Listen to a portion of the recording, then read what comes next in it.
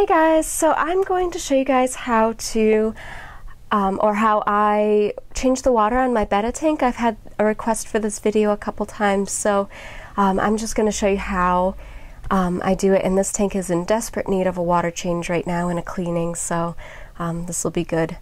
So the first thing that you want to do before you start changing the water is just to make sure that your filter and your heater are both turned off. So I'm going to go ahead and turn mine off. Okay, now that my filter and heater are off, I'm going to start taking some of the water out, and I typically, for my Betta tank, I do a 50% change weekly, and I use this little Aquien siphon. This is, I think it's the smallest size that they make, but for my Goldfish tanks I use a water changer that's hooked up to the sink, which is awesome. I really love that, but unfortunately my Betta tank's in the living room and my Aquien water changer just doesn't reach, so I have to use the old siphon and bucket method, which is fine because it's a pretty small tank, so it's not much to, you know, lug a bucket of 5 gallons or 3 gallons back and forth. So I'm just going to get my siphon going, and I have a bucket below me. I use a 3-gallon bucket to do my water changes on this tank. And just be careful of your Betta. And so with a heavily planted tank like this, all you need to do is skim the surface and get any loose debris that's between the plants. Unlike in a tank that isn't heavily planted, you don't need to actually get down into the substrate, because obviously that would, you know, mess with your plants. With a heavily planted tank, the plants will actually use all that gunk that kind of builds up on the floor.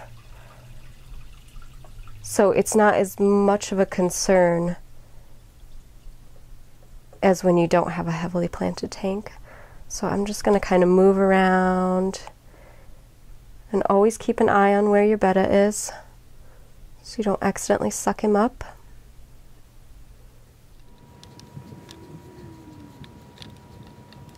Okay, now that we've taken out about 50% of the water, I'm just going to wipe down the walls of the tank a little bit, and I'm actually going to just use an old washcloth for this on this tank. They do make specialized you know, sponges and that sort of thing to wipe down your tank with, but because this tank isn't glass or acrylic, I like to use just a soft cloth to wipe it down, just to make sure that it doesn't scratch. So I'm going to go ahead and do that.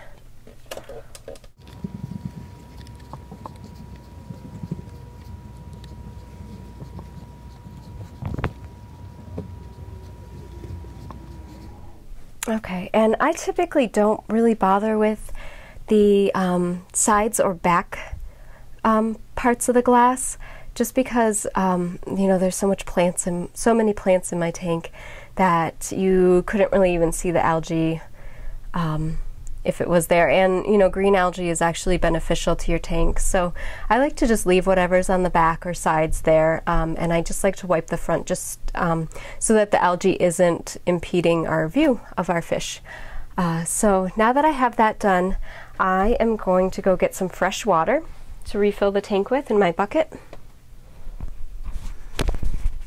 Now before I go ahead and add the new tap water to the tank, I want to make sure that the tank and the tap pH and temp are matched, just so that our fish doesn't get a little shock by big changes, big swings in pH and temp. So to test the pH, I am going to use API pH drops, and here's our tank water here. I'm going to add 3 drops and shake that up.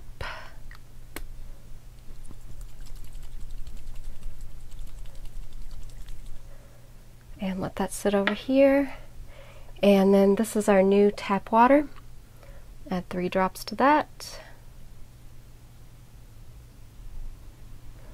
And shake that up.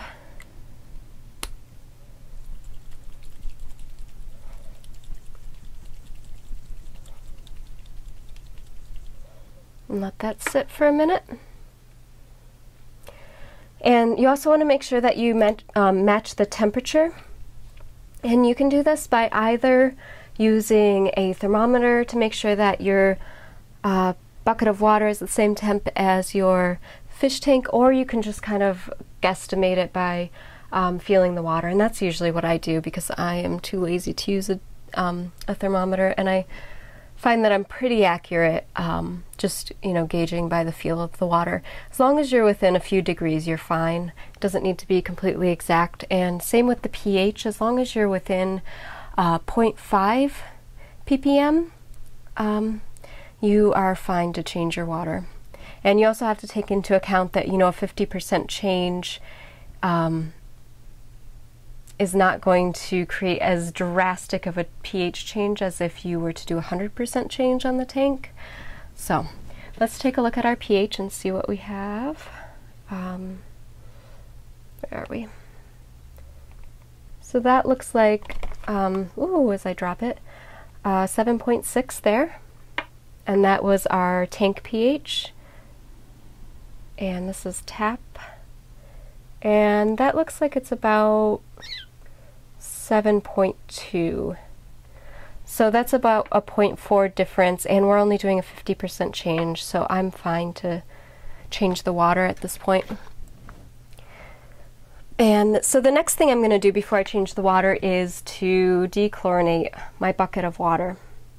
And I'm going to use Seacom Prime, which is an awesome water conditioner. I highly recommend it. I think it's the best water conditioner out there personally.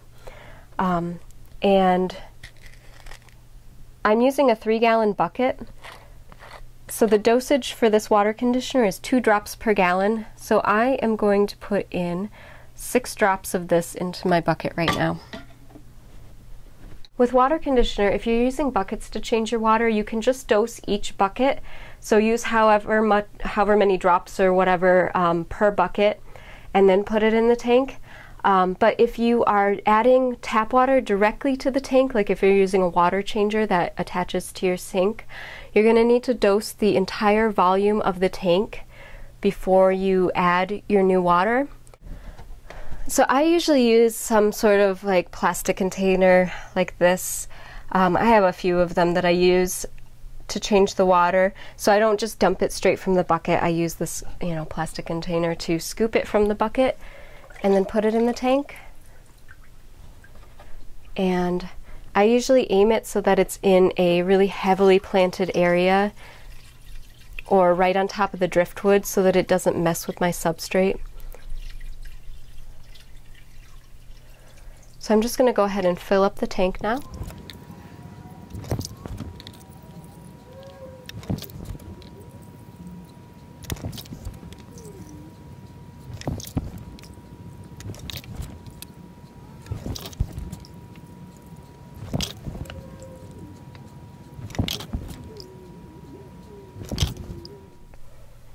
Okay, now that my tank's full, I am just going to kind of fluff up my plants a little bit and replant any ones that may have gotten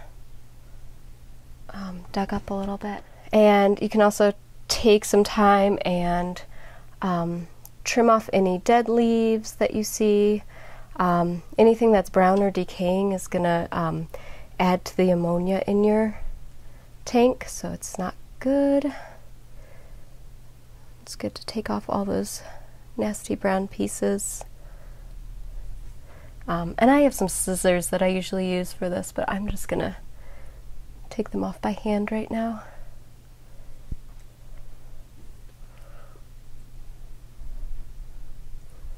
And always make sure that you wash your hands before you touch your tank, put your hands in the water. Anytime you do a water change, you just want to make sure that your hands are clean before you start going and messing around in there.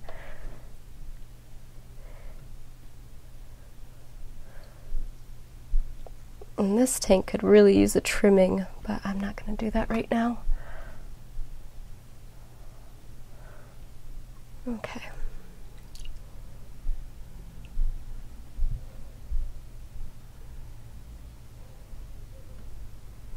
Okay, so there we go. That's our water change.